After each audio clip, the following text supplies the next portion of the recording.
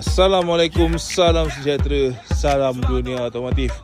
Okey, so untuk hari ni aku nak bawa korang view dua unit warna yang menarik untuk A180 hatchback. Okey, so kita ada dua color, dark blue 2020 dan juga warna kuning 2021.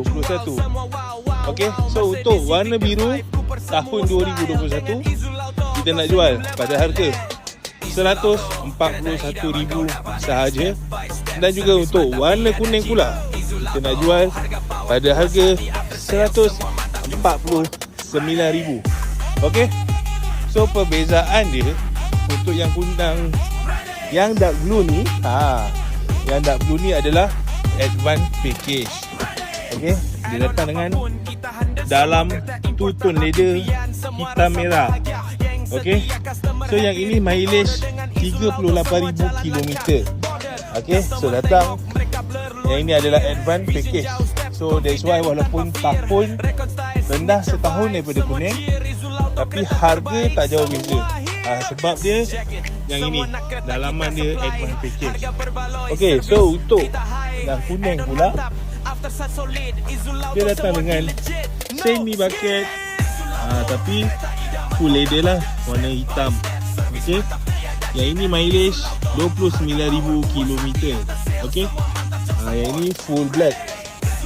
So untuk kedua-dua unit ni kita payung korang terus dapat spoiler. Okey, kita terus pasangkan spoiler untuk korang, so korang tak perlu pening.